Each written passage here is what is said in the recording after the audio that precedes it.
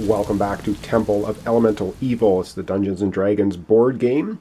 A couple things I want to cover off before we begin here. I should have mentioned in the intro and setup video, we have a treasure deck, an encounter deck, and a monster deck. And these are shuffled cards.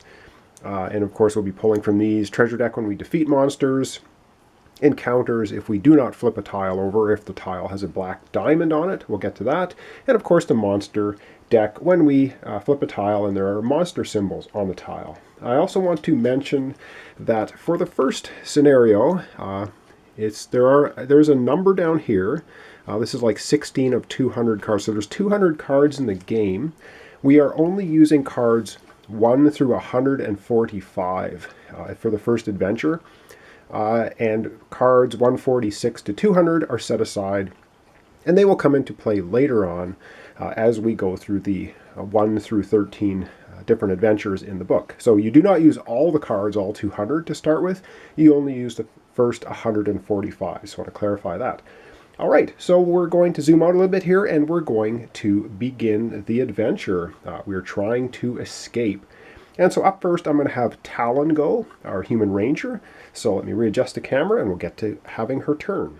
All right, so on a hero's turn, they get to move, and her movement value is the speed, and it is 6. So she can move 6 squares. Of course, there's not much to move at the moment because we only have 1 tile revealed.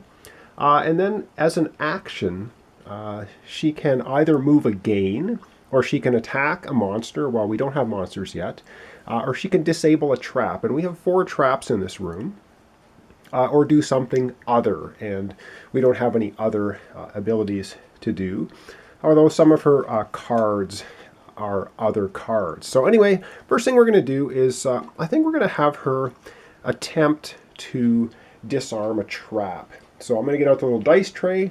Again, disarming a trap takes... if you roll an 11 to 20, you disarm it. If you roll a 1 to 10, you trigger it. So let's get the dice tray and see if she can disarm this trap right here. All right, so she gets to roll a d20 and see if she can disable that particular trap.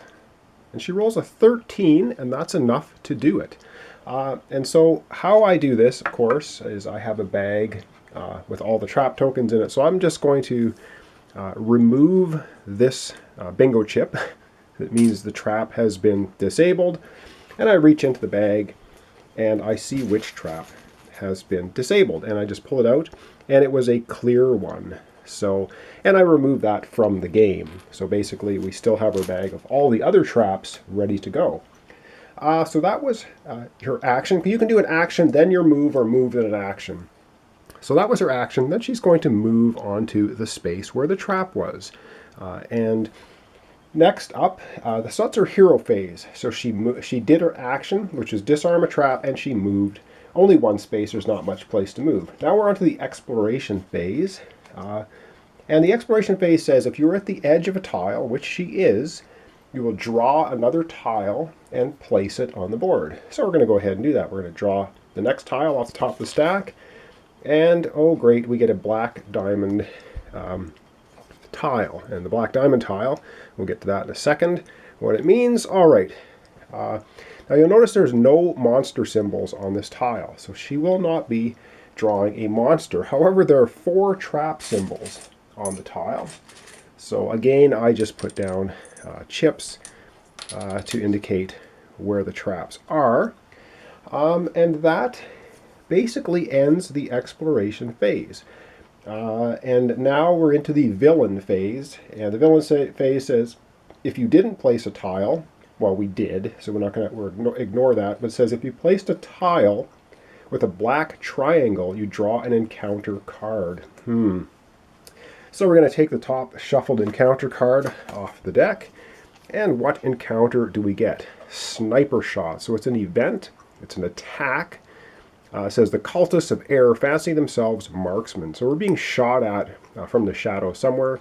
And it's basically attack each hero. It's a +6 attack. It'll do 2 damage if it hits us. A miss is still 1 damage. So that's not pleasant. Let's get out the dice tray. We will attack Talon first and then Larosa. All right, first up is the attack on Talon. She has an armor class of 15, but we're going to be adding +6 for the sniper shot attack. I can just put that there. Yeah, so let's see what we get. Attack on her is 12, +6 will be 18. That is enough to hit Talon. Talon is going to take 2 hit points of damage. So I'm going to flip that over. She only has 8 hit points, so that's a pretty significant hit. She now has 2 damage, not a good start. Larosa has a little bit better armor class. He has 17.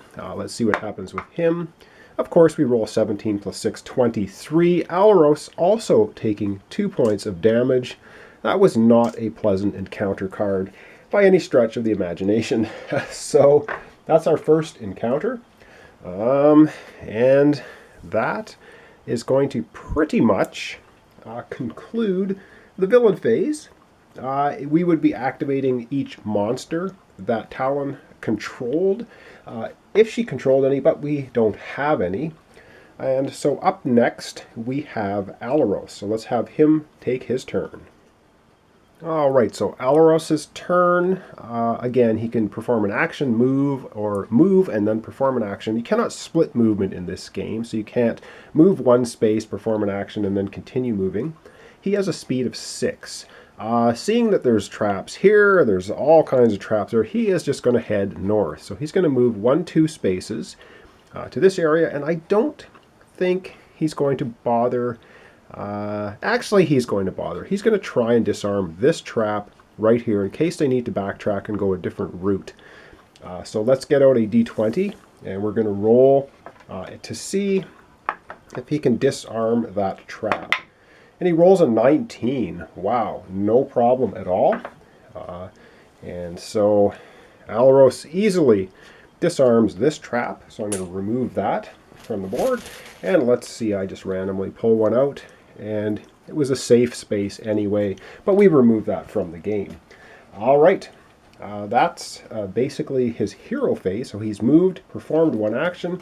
Now we're into the exploration phase. He is on the edge of the tile, and so he's going to draw a tile card. And he draws this one, and this time there is a monster symbol here. It's also a black arrow. Oh, great. So, yeah, this is a particularly brutal dungeon, the Temple of Elemental Evil. And so now what we do next, once we draw the encounter tile, we're going to, of course, place the 2 traps in here. And yes, as you can see, this game is absolutely riddled with traps everywhere. But we are going to get a monster here now. So I'm just going to zoom out a bit. We're going to draw a monster card and see which monster Larosa gets. All right, so we draw a monster card, and we are going to get an air cultist. And so we won't look at his text right now because that will happen during the activation phase. This is basically now going to be controlled by Larosa. It goes with his character, and we have an air cultist showing up. I guess this was the sniper in the shadows shooting at us earlier, and he shows up on the monster symbol space. And there we have it. And that takes care of the exploration phase. Now we're into the villain phase, and we do things in order. It says, if you drew a tile with a black diamond, which we did, we get a lovely encounter card, and we know how nice those are. So the first thing we do, of course, we get an encounter card, and we get an event, a Cultist Gathering. It says, reveal the top cards of the monster deck, discard any monster that's not a human or elemental, shuffle the remaining cards and put them on top of the monster deck, place a new monster on your hero's tile. Wow, that's brutal, but encounters generally are pretty brutal.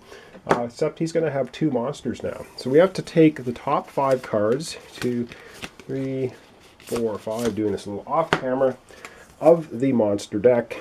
And we look at them. We have a Hobgoblin Fighter. So he's Goblin, Hoblinoid. So Hobgoblin, Goblin, he goes away. The Human Cultist we have to keep. Human Cultist we have to keep. Goblin Bugbear gets discarded, and the Fire Cultist. So we have 2 Human Cultists, Fire Cultist. We're going to shuffle those up, put them on top of the monster deck. So I'm just doing that. And then we draw one of them. and we draw an Earth Cultist.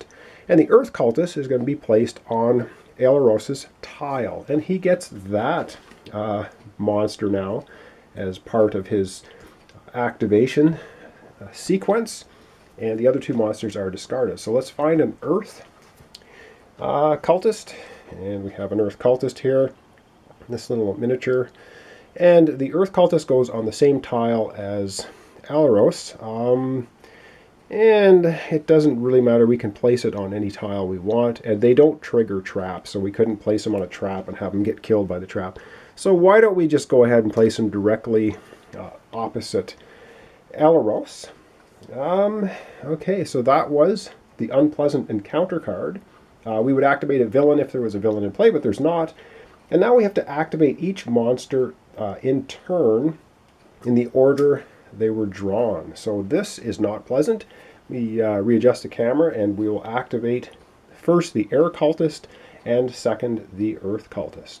And the reason we're activating it now is it's Alaros's turn, and Laros controls these two monsters. If it was Talon's turn right now, these monsters wouldn't activate because they are not under Talon's control. All right, let's readjust and move those cultists. All right, so the Air Cultist is up first, and we're going to read his tactics. It tells us what we need to do. It says, if the Air Cultist is within one tile of a hero, well, that's true, he's within one tile of Laros, it attacks the closest hero with a blinding crossbow bolt. So it's a +4 and does 1 damage, and you gain the disadvantage token if you hit. Now, so +4 is not the greatest. So we're going to go ahead, we're going to roll a 20-sided, and we're going to see if the Air Cultist hits Laros, because he's the closest hero. 10 +4 is 14. Alaros's armor class is 17. He is not hit by the Air Cultist, so that's pretty awesome, and probably won't be sliding the tiles back and forth. As the dungeon gets bigger, it's going to be too difficult. So he misses. All right, good stuff.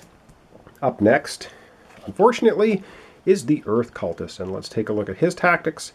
It says if the Earth Cultist is within one tile, well, obviously he's adjacent to Laros. It moves adjacent. The closest hero attacks with a stone club. This time it's +7. Wow, doing 2 damage. That is going to hurt. Let's hope the Earth Cultist has a bad roll, and the Earth Cultist gets a 1. What can I say? The Earth Cultist swings and misses. So there's nothing happening damage-wise there. Laros dodged the bolt out of the crossbow and dodged the stone club. So that's excellent. And that is going to conclude, and we might as well spin Talon around because I'm sure she's going to be aiming this way next time.